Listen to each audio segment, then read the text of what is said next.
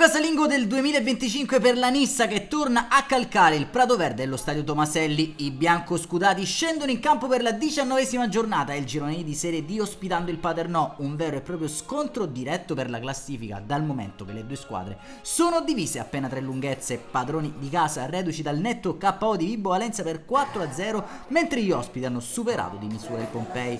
Dirige l'incontro il signor Marco Casali di Cesena, coadiuvato agli assistenti Jonas Blondon Kenkeu Telum di Parma e Stefano Orlando di Modena.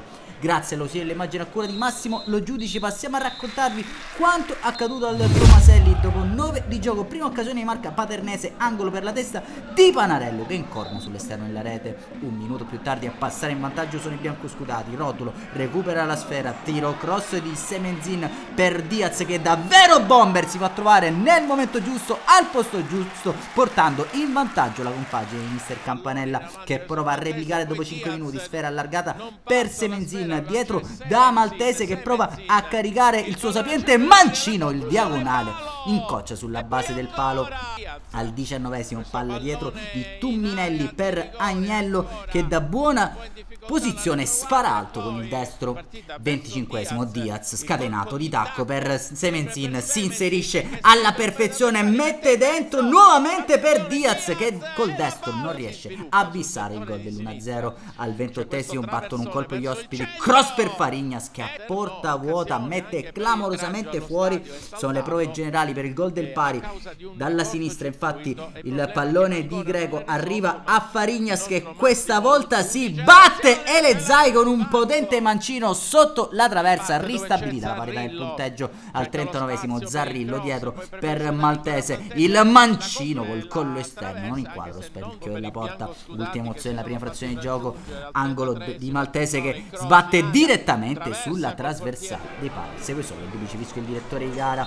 Un minuto dal rientro in campo e le due formazioni nisseni si fanno trovare subito pronti con Semenzin.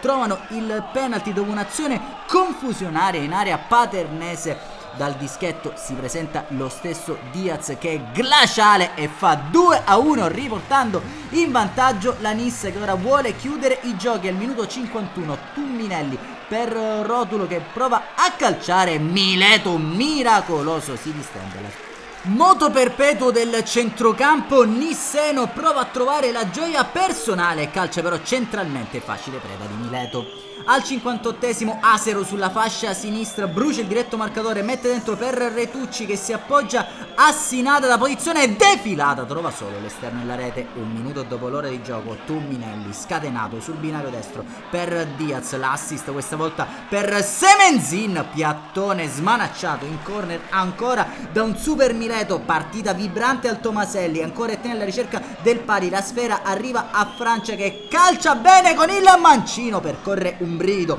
lungo la schiena di Elezai. 65esimo dalla destra, cross lungo per Asero che calcia sul primo palo, la palla si spegne fuori.